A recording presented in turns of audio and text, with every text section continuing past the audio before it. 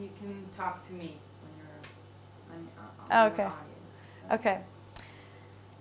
So, the idea of my presentation has to do with going on a journey.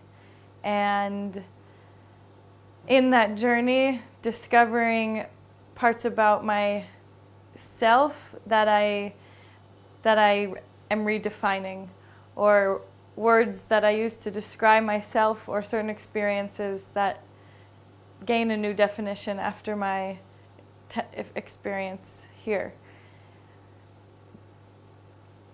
The journey, I've literally gone on a journey also. I've gone over. When you think about a journey, when I think about a journey, I think about the land that you cover or the land that you cross. And for me, part of this journey was physically being on and touching and feeling and experiencing the land. Outside of a car, outside of a contained box, but to put my feet into this earth where there is so much tension and so much conflict, and to try to get a better understanding of that, in part just by understanding the significance of this land. So part of that involved biking over this land in the Negev and up in the Galil. And part of it involved walking and hiking down the Makhteshes and up through the canyons. And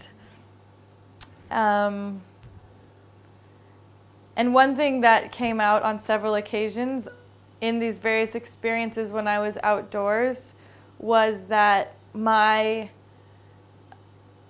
can't simply just walk or ride or be on this land without having it be political, without having questions come to my mind. I can't just see this place for its physical, natural beauty. It's tied up in all sorts of struggles, in religious struggles, in struggles over the land, in what borders mean, and borders. I know I'll have something to say about borders because I've literally ridden along the Lebanese border and the Egyptian border and slept by the Syrian border, and being along those fences and thinking about what is this, where am I? Like, what is the meaning of this place biblically, or in a Zionist meaning, or I'm not exactly sure what. And when I was next to the Syrian border, there were each day, throughout the day, not just the afternoons, in the morning sometimes there would be booms. I wouldn't see anything, but I would hear booms that anywhere else I would think, okay, maybe it's military practice or something, but the people I was with, they told me, oh, you hear that? You know what's happening in Syria? That's who knows what that is? Maybe that's bloodshed that we just heard, or maybe that's violence. That's the conflict there. When I was sleeping on a mattress in a sleeping bag on the dust of the desert near Mitzpe Ramon, it was this funny juxtaposition of being able to sleep in this beautiful, peaceful place.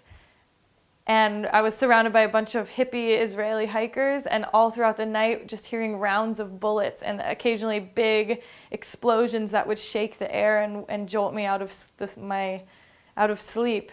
And thinking about that my ability to freely walk the desert is connected to there being such a military presence and having these sounds shaking me in the night. And something about shakiness. I don't know exactly what, but I also, when I think about shakiness, I think about a time when I was sitting in the office of Adala, which is an organization in Beersheba it's a legal advocacy organization for Arab minorities. So in Beersheba, they do a lot of advocacy for the Bedouin community. And throughout my teenage years and university and being in Israel, I always hear the question being posed, how can Israel be a Jewish democracy? And I've thought a lot about how can Israel actually be Jewish and be a democracy? And I personally don't think that it can be. I don't think those two words, I think they're mutually exclusive. And when we were in this office in Beersheba, somebody was speaking with us, and what he said to us was, you know, Israel is known as this Jewish democracy, or it wants to present itself as that way. For Jews living here, it's a democracy. For the Arabs who live here, it's a Jewish state. And that was, for me, it was like this light bulb. It was like, this is how Israel is a Jewish democracy. It's a democracy for those who are Jewish, and it's Jewish for those who aren't Jewish.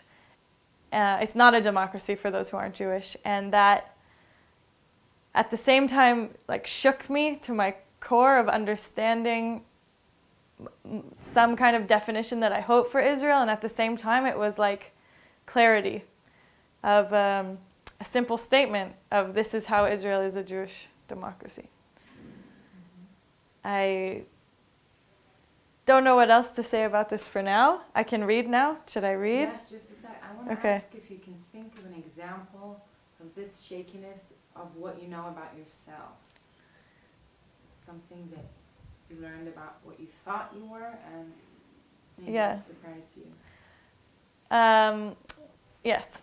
So I've been, my own self-perception and what I've been told by others, particularly in Dorot, because we have all these internal feedback sessions and like, what are they called?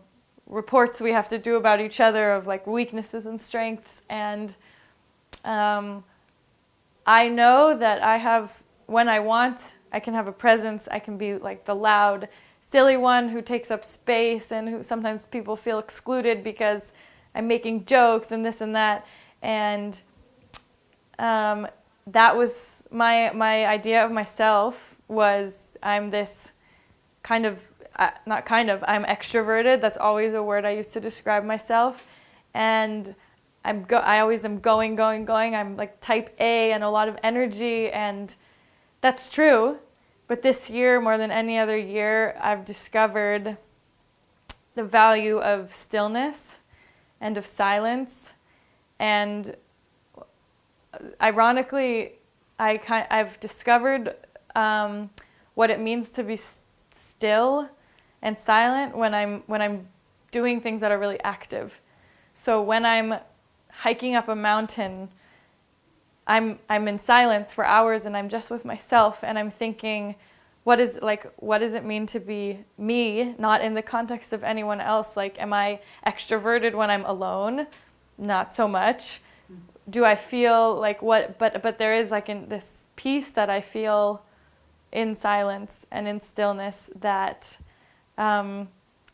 has begun to seep into kind of complicating the label of being someone who's loud and extroverted and always talking, and that's like the two-dimensional character that I have labeled as myself to be and that others have labeled me to be also.